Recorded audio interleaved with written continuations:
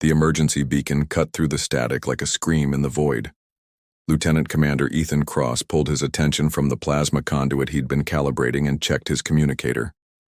The signal was weak, fragmented, coming from the surface of Kepler 7, the barren moon they'd been orbiting for the past 3 days. "Control, this is Cross. I'm picking up a distress signal from the surface. Single occupant, looks like environmental failure." Ethan's fingers danced across his console, amplifying the signal. His engineering background had taught him to read between the lines of technical failures, and this one spelled disaster. "Copy that, Cross. You're authorized for emergency retrieval. Take the shuttle down. Backup is 20 minutes behind you." 20 minutes. On a moon with no breathable atmosphere, that might as well be 20 hours. Ethan was already moving, grabbing his emergency kit and heading for the shuttle bay. The Meridian hummed around him, a constant reminder of the safety and life support systems that kept them all alive in the black. Down on Kepler 7, someone didn't have that luxury. The shuttle's descent was rough. Kepler 7's thin atmosphere made for choppy flying, and the moon's surface was nothing but rocky plains and jagged formations. Ethan's scanner led him to a small research camp nestled between 2 towering stone pillars. One tent was collapsed, equipment scattered. And there, 50 meters from the main structure, a figure lay motionless in a silver environmental suit. Ethan landed hard and fast, not bothering with proper shutdown procedures. Every second counted. He grabbed his medical scanner and sprinted across the rocky ground, his boots sending up small clouds of dust in the low gravity. The figure was female, he realized as he knelt beside her. Her suit bore markings he didn't immediately recognize. Not human, definitely. The helmet's faceplate was cracked, and his scanner immediately picked up the problem. Massive atmospheric breach. Oxygen levels at less than 2% and dropping. She was suffocating. Through the damaged faceplate, he could see her face. Pale, blue-tinged skin, delicate features, eyes closed. Her lips had a silver tint that spoke of oxygen deprivation. Her chest rose and fell in shallow, desperate gasps. Ethan's mind raced through his options. His portable oxygen unit could hook into her suit's emergency port, but the crack in her helmet would prevent proper pressurization. A field patch might work, but would take precious minutes she didn't have. Her readings showed maybe 90 seconds of consciousness left, if that. There was one option. Dangerous, unconventional, but immediate. Ethan made his choice. He carefully lifted her helmet, the cracked faceplate coming free with a soft hiss as the last of her suit's atmosphere escaped. Her alien features were more pronounced now. High cheekbones, skin that shimmered faintly with an opalescent quality, and hair that seemed to shift color between silver and deep blue. Working quickly, Ethan removed his own helmet. The moon's thin atmosphere hit his lungs like ice water, but he could survive it for short periods. He positioned himself over her, tilted her head back, and sealed his mouth over hers. The first breath he gave her was desperate, pushing his own precious oxygen into her lungs, watching her chest rise. Her body was warmer than he'd expected, and there was something almost electric about the contact. He pulled back, took another breath of the thin air, then gave her another. Her eyes fluttered open on the third breath. Large, luminous eyes the color of deep space, flecked with what looked like stars. They widened in shock as she saw him, saw what he was doing, but she didn't pull away. For a moment that felt like eternity. They shared the same breath, the same life force. Ethan felt something strange, a warmth that spread from where their lips touched, a connection that went deeper than the simple transfer of oxygen. Her eyes never left his, and in them he saw not just gratitude, but something profound and startling. The sound of approaching shuttles broke the spell. Ethan quickly placed an emergency oxygen mask over her face, his own vision starting to blur from the thin atmosphere. The last thing he saw before his own helmet was replaced was her hand reaching for his, those star-flecked eyes still locked on his face. Later, as they transported her to the Meridian's medical bay, Ethan couldn't shake the feeling that something fundamental had changed in those moments of shared breath. He'd saved her life, yes, but something told him that the consequences of that choice were only just beginning. Ethan stood outside the medical bay's observation window, watching the alien woman, Kira according to her identification records, as she rested in the recovery pod. Her opalescent skin had regained its natural luminescence, and her breathing was steady. Dr. Helena Marsh, the ship's chief medical officer, approached with a tablet full of readings. "She's stable now," Helena said, glancing at the monitors. "Remarkable physiology. Her body processes oxygen more efficiently than humans, which is probably why she survived as long as she did with compromised life support." "Good. When will she be conscious?" "Soon." "But Ethan," Helena's expression grew troubled. "We've been in contact with our xenobiologist, Commander Torres. She's familiar with Zephyrian culture, and there's something you need to know about what happened down there." Before Ethan could respond, the medical bay doors hissed open and Commander Isabella Torres entered, her dark hair pulled back severely, her expression grave. She carried a datapad and several thick cultural reference volumes. "Cross, we need to talk. Now." They moved to a private consultation room where Torres activated the privacy screen and turned to face him. "Tell me exactly what happened during the rescue. Every detail." Ethan recounted the events from finding Kira to the mouth-to-mouth oxygen transfer. Torres's expression grew increasingly serious as he spoke. "You shared breath with her," Torres said when he finished. "Direct oral contact, life-giving oxygen transfer. It was the only way to keep her alive until—" "In Zephyrian culture," Torres interrupted, "that act is called Veltar Nashiem, the sacred breath bond. It's reserved exclusively for soulmates, performed only between those destined to share their lives completely." Ethan felt the blood drain from his face.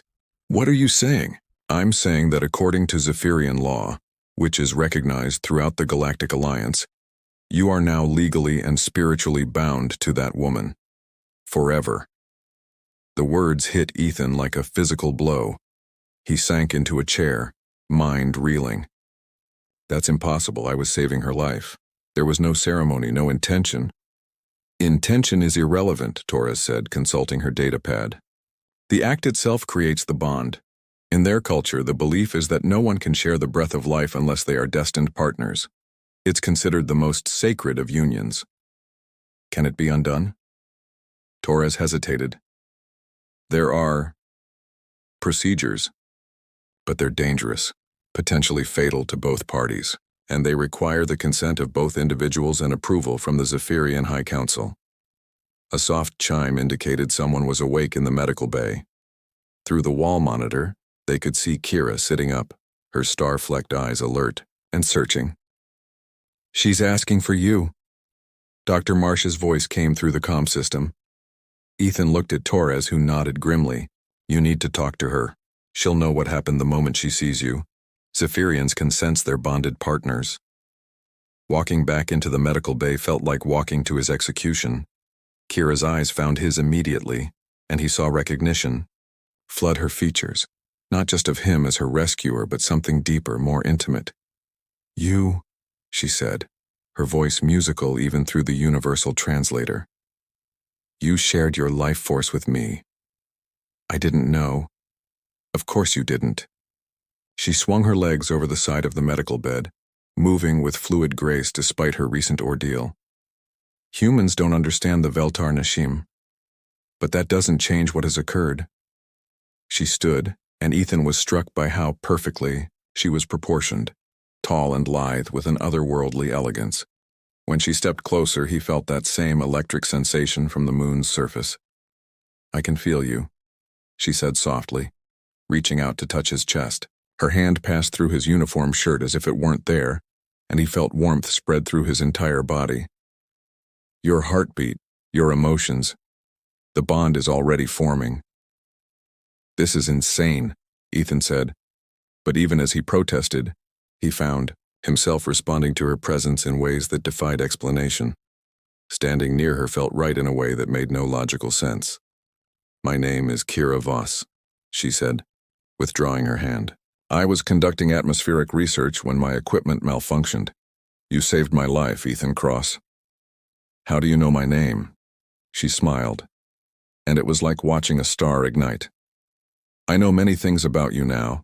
The bond shares more than breath. It shares essence. Dr. Marsh cleared her throat. Ms. Voss, you need to contact your people. This situation will require diplomatic intervention. Kira's expression grew troubled. Yes, the High Council will need to be informed immediately. An unintended bond between species. She looked at Ethan. This has never happened before. Over. The next few hours, Ethan watched as Kira made formal contact with the Zephyrian embassy. The conversation, even filtered through translation, was clearly heated. When she finally disconnected, her opalescent skin had taken on a worried shimmer. We are to report to Embassy Station Cordova within 3 days, she said. The High Council is convening an emergency tribunal. What will they decide? Whether our bond is legitimate, whether it should be honored, or... She hesitated. Or dissolved, regardless of the cost to either of us. That night, Ethan lay in his quarters unable to sleep. Every time he closed his eyes, he could feel Kira's presence somewhere else on the ship. A warm, constant awareness that both comforted and unsettled him. Around midnight, his door chimed. Kira stood in the corridor, having changed from her medical gown into a flowing garment that seemed to shift color with her movements. I couldn't sleep either, she said simply. He stepped aside to let her enter. She moved to his viewport, gazing out at the stars. In 3 days they may force us apart forever, she said without turning around. But tonight, we are bonded. I wanted to understand what that means. She turned to face him, and in her eyes he saw the same confusion and wonder he felt. Whatever was happening between them, it was bigger than both of them, and tomorrow they would have to fight for the right to discover what it might become. Embassy Station Cordova hung in space like a gleaming jewel, its crystalline spires reaching out in 6 directions to accommodate the various architectural preferences of the Alliance's member species. As their transport approached the docking ring, Ethan could see the unusual activity. Dozens of ships from multiple worlds, media vessels, and what looked like a full diplomatic flotilla. Word has spread quickly, Kira observed, her voice tight with worry. She wore formal Zephyrian robes that seemed to capture and reflect starlight, but Ethan could see the tension in her shoulders. The past 3 days aboard the Meridian had been a whirlwind of preparation, interviews with diplomats and stolen moments where they'd begun to explore their impossible connection. Each conversation had revealed more compatibility. Her scientific mind complemented his engineering background. Her philosophical nature balanced his pragmatic approach. But now, facing the tribunal, all of that felt fragile as spun glass. Ambassador Thane Carrick, the human diplomatic liaison, met them at the airlock. He was a tall, silver-haired man with kind eyes that couldn't quite hide his concern. Commander Cross, Ms. Voss, he said, shaking their hands formally. I won't lie to you, this situation has created quite a stir. 3 different news networks, want exclusive interviews, and I've had calls from senators on 4 worlds. As they walked through the station's corridors, Ethan noticed the stares and whispered conversations that followed them. Some faces showed curiosity, others concern, and a few displayed open hostility. The Zephyrian delegation arrived this morning, Carrick continued. 5 High Council members, including Elder Vexhai, one of their most traditional voices. They're not pleased about this precedent. They entered the diplomatic wing, where the architecture shifted to accommodate Zephyrian preferences, flowing curves, surfaces that seemed to pulse with gentle light, and the soft harmonic resonance that their species found soothing. Kira visibly relaxed as they entered her people's domain. Kira, a voice called out in melodic Zephyrian. A tall figure approached, another Zephyrian with silver-gold skin and elaborate ceremonial markings. The conversation that followed was rapid and intense, clearly familial. My brother, Kira explained when they finished. Captain Davin Voss of the research vessel Star Whisper. He came as soon as he heard. Davin studied Ethan with eyes that held none of Kira's warmth. You are the human who has bound himself to my sister. I saved her life, Ethan replied evenly. And in doing so, you have created a crisis that threatens the very foundations of our culture. Davin, enough, Kira interjected. He acted with honor. Honor? Davin's skin flickered with agitation. He has made you into a spectacle. Do you know what they're calling you on the networks? The accidentally bonded. As if our most sacred ritual is some cosmic joke. Ambassador Carrick stepped forward diplomatically. Perhaps we should focus on the hearing tomorrow. Commander Cross, Ms. Voss, you'll need to present your case to a joint tribunal. 3 Zephyrian elders and 3 Alliance representatives. That evening they were given quarters in the diplomatic wing, separate rooms as protocol demanded, but connected by a shared common area. As night fell, Ethan found himself drawn to the central balcony that overlooked the station's garden atrium. Kira was already there, her robes flowing in the artificial breeze, her skin luminescent in the soft light. She didn't turn when he approached, but he felt her awareness of his presence like a warm touch. My people are saying this bond is impossible, she said quietly, that it violates the natural order. What do you think? She finally looked at him, and her eyes were bright with unshed tears. I think that when you breathed life into me, something awakened that I never knew existed. When I'm near you, I feel complete, but I also feel guilty for that completion. Ethan moved closer, close enough to smell the subtle fragrance that seemed unique to her, like ozone after a storm mixed with something floral. Why guilty? Because you never chose this. You acted to save a life, and now you're trapped in consequences you never agreed to. Without thinking, Ethan reached out and touched her face, feeling the warm silk of her skin. What if I don't feel trapped? The moment hung between them like a held breath. Then Kira stepped into his arms, and when their lips met, it was nothing like the desperate oxygen transfer on Kepler 7. This was soft, exploratory, electric with possibility. He could taste starlight on her tongue, could feel the way her body fitted perfectly against his. When they broke apart, both were breathing heavily. The tribunal will ask if our feelings are real or manufactured by the bond, Kira whispered against his throat. And what will you tell them? That I don't care, she replied, her honesty startling them both. Real or manufactured, what I feel, for you is the most powerful thing I've ever experienced. They spent the night talking, sharing stories of their worlds, their dreams, their fears. As dawn approached over the artificial horizon, they fell asleep in each other's arms on the soft seating of the balcony, wrapped in Kira's starlight robes. They woke to find Captain Davin standing over them, his expression unreadable. The hearing begins in 2 hours, he said quietly. And Kira, Elder Vexhai is pushing for immediate bond severance. He claims this connection is an abomination that threatens the purity of our species. Kira sat up, her hair cascading like liquid mercury. Then we'll have to convince them otherwise.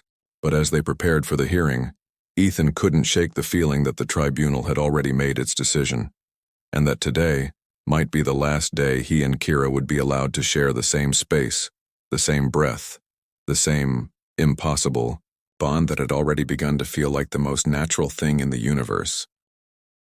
The tribunal chamber was a masterpiece of diplomatic architecture, a circular room with 6 raised platforms representing the major alliance species, holographic displays showing legal precedents, and a central space where Ethan and Kira stood side by side.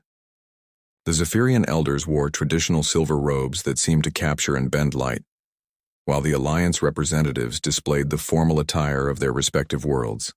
Elder Vexhai, his ancient features carved with the wisdom and inflexibility of centuries, spoke first. We are here to determine whether this incident constitutes a legitimate Veltar Nashiem, or if it is merely a biological accident that should be corrected. Ambassador Carrick rose from the human platform.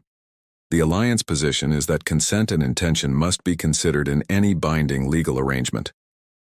Consent and intention are human concepts, Elder Vexhai replied coldly. The sacred breath, Bond transcends such limitations. It is governed by cosmic law, not personal preference. For hours they debated precedents that didn't exist, cultural laws that seemed to contradict each other, and the political implications of their decision. Ethan and Kira were allowed to speak, to explain their perspective, but it felt like shouting into a void. The bond is already forming, Kira argued during her testimony. We can feel each other's emotions, share dreams. To sever it now would be like tearing away half of our souls. If such a bond truly exists, Elder Vexhai countered, then it should withstand the severance ritual. True bonds cannot be broken by external force. And if it kills them both, Admiral Chen from the Terran platform asked bluntly, then it was not meant to be. The hearing was recessed for deliberation, leaving Ethan and Kira in a waiting area that felt like a luxurious prison. They sat together on a curved bench, their hands intertwined, both aware that these might be their last hours together. Tell me about your world, Ethan said, needing distraction from the weight of uncertainty. Kira smiled, her first genuine expression of joy all day. Zephyr Prime is a world of floating cities connected by bridges of crystallized light. The atmosphere creates aurora effects year-round, and our homes are built to channel and amplify the natural luminescence. Her skin brightened as she spoke. Children learn to dance with the light before they can walk properly. It sounds beautiful. What about Earth? I've only seen it in databases. Ethan closed his eyes, remembering. Oceans that stretch beyond the horizon. Mountains that pierce the clouds. Forests where the light filters through leaves and creates patterns on the ground. He squeezed her hand. But it's the small things I miss most. The smell of rain on hot pavement. The sound of wind through wheat fields. Coffee in the morning. Coffee? A stimulant beverage.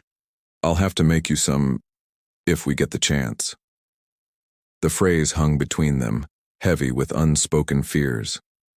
Ethan, Kira said quietly, if they force the severance and we survive it, will you regret saving my life?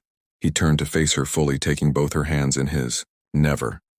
Even if this bond disappears tomorrow, even if we never see each other again, I will never regret those moments on Kepler 7. You were dying, and I had the power to prevent that. The rest is just politics.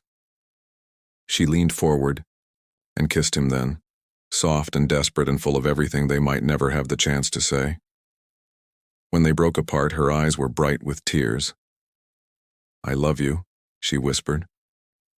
Bond or no bond, politics or no politics. I love the way your mind works, the way you make me laugh, the way you see solutions where others see only problems. I love your dedication to helping others, even at cost to yourself. Kira. I needed to say it. In case tomorrow, I love you too, he said, the words feeling both foreign and absolutely right. I love your passion for discovery, the way you light up when you talk about your research. I love how you find beauty in everything, even in a barren moon or a sterile starship. I love your courage, your honesty, your terrible sense of humor. They spent the night in Kira's quarters, making love with a tenderness that spoke of both new love and potential farewell. Her skin glowed brighter as their passion intensified, and Ethan discovered that Zephyrian physiology made intimacy an experience that engaged all the senses. When she cried out his name at the height of their union, her entire body became luminescent, and he felt her pleasure as if it were his own. Afterward, they lay entwined, sharing quiet conversations about their hopes and fears. Kira traced patterns on his chest with her fingertips, her touch leaving brief trails of light on his skin. Is this what the bond feels like for you? She asked. I don't know, Ethan admitted. I've never experienced anything like this. When you're happy, I feel warm. When you're worried, I get this tightness in my chest. Is that normal for humans? Not according to my research, she said with a soft laugh. But then, nothing about us is normal. At dawn, Captain Davin appeared at their door with news. The Tribunal has reached a decision, he said, his expression unreadable. But they're offering you a choice. They dressed quickly and returned to the chamber, where Elder Vexhai stood with an ornate ceremonial blade and a complex crystalline device that hummed with energy. "We have decided," the Elder announced, "that this bond exists in a state of uncertainty. It may be legitimate, or it may be a psychological reaction to shared trauma." Admiral Chen leaned forward. "What are you proposing?" "A trial by choice," Elder Vexhai replied. "We will perform the severance ritual, which will temporarily break all psychic and emotional connections between them. If after 7 days of complete separation and communication blackout, they still choose to be together, we will perform a bonding ceremony that will make their union official and unbreakable." "And if the severance kills them?" Ambassador Carrick asked. "Then the bond was false to begin with."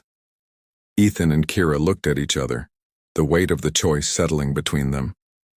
Certain separation, possible death, but the chance to choose each other freely, or accept a bond that might forever leave them wondering if their love was real.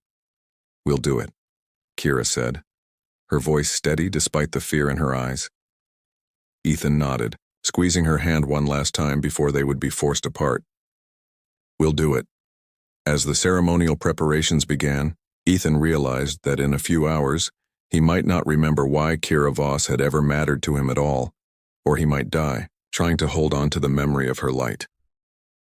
The severance chamber was a sterile white room deep in the station's core, designed to contain energies that could disrupt space-time itself. Ethan lay on one table, Kira on another, 20 feet apart, but it might as well have been light years. The crystalline device hummed between them, its faceted surface pulsing with colors that had no names in any human language. Elder Vexhai stood beside the controls, his ancient fingers poised over symbols that would either free them to choose their own destiny or end their lives entirely. The other tribunal members watched from behind reinforced viewing windows, their faces grave. "The severance will break all psychic, emotional, and spiritual connections created by the Veltar Nashem," the Elder intoned. "If your bond is true, your souls will find each other again. If it is false, you will feel nothing but relief at its absence." Dr. Marsh checked their vital signs one final time. "Elevated heart rates, but within acceptable parameters," she reported. Ethan turned his head to look at Kira, drinking in the sight of her, the way her silver-blue hair caught the light, the constellation patterns that shifted across her luminescent skin when she was afraid, the star-flecked eyes that had become his anchor in an uncertain universe. "I'll find you," he said, knowing these might be the last words he spoke to her with full knowledge of what she meant to him. "And I'll find you," she replied, her voice steady despite the tears streaming down her face. Elder Vexhai activated the device. The world exploded into white-hot agony. Ethan felt something fundamental being torn from his chest, like having his heart ripped out while still beating. He heard Kira scream, felt her pain as if it were his own, and then nothing. Silence. Emptiness. The absence of something he couldn't quite remember losing. Ethan opened his eyes, disoriented. He was lying on a medical table in an unfamiliar room. A woman with dark skin and kind eyes, a doctor, his mind supplied, was checking his pulse. "How do you feel, Commander?" she asked. "Strange," he admitted, sitting up slowly. "Like I've forgotten something important, but I can't remember what." Across the room, he noticed another patient, an alien woman with opalescent skin and silver hair. She was beautiful, he supposed, but she was just another person. A stranger. He felt no particular connection to her. "You've both been through a significant trauma," the doctor explained. "Memory gaps are normal. You'll be kept in separate quarters for the next 7 days, with no contact between you or access to records of recent events. After that, you'll be free to make your own choices about your future." The next week passed in a strange fog. Ethan went through the motions of his daily routine, eating, sleeping, light exercise, conversations with the medical staff, but everything felt muted, as if he were experiencing life through thick glass. He found himself standing at his window for hours, staring out at the stars and feeling an inexplicable sense of loss. On the 3rd day, he started having dreams. Fragments, really. Moments of sharing breath with someone, the taste of starlight, the feeling of completeness he'd never experienced while awake. He drew sketches of eyes flecked with stars, of flowing hair that seemed to move with its own light, but he couldn't remember where he'd seen such things. Dr. Marsh visited him daily, asking careful questions about his emotional state, his memories, his sense of well-being. On the 6th day, she seemed particularly interested in his response to a simple query. "Is there anything you miss, Commander? Anything that feels absent from your life?" Ethan considered the question seriously. "Yes," he said finally. "But I can't name it. It's like trying to remember a song when you can only recall the melody. And if you could have that missing thing back, knowing it might change your life completely, would you want it?" The answer came without hesitation. Yes. On the 7th morning, Ethan woke with absolute clarity. He didn't remember specifics, didn't remember Kira's name or the details of their bond, but he knew with certainty that somewhere on this station was the other half of his soul, and he needed to find her. The tribunal reconvened in the same circular chamber, but this time Ethan and Kira were brought in separately, still with no memory of each other's identity.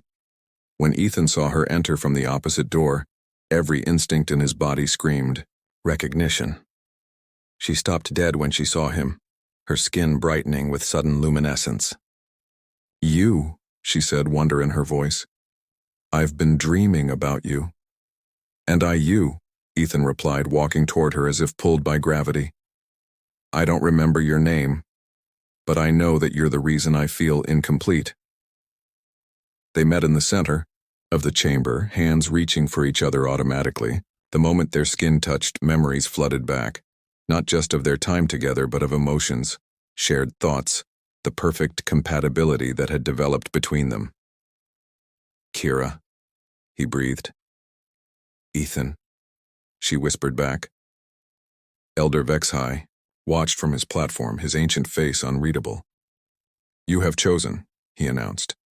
"Despite having no memory of your previous bond, despite being given the freedom to walk away, you have found each other again." Ambassador Carrick leaned forward. "What does this mean for their legal status?" "It means," Elder Vexhai said, and for the first time his voice held warmth, "that their bond is legitimate. More than legitimate. It is unprecedented. A connection so strong it survived complete severance, rebuilt itself from nothing but instinct and recognition." Captain Davin stepped forward from the observation area, his expression transformed. "Sister," he said formally, "I ask forgiveness for my doubts. Your bond transcends species, transcends culture. It simply is." The bonding ceremony took place that evening in the station's crystal garden, attended by representatives from dozens of worlds. It was a blend of human and Zephyrian traditions.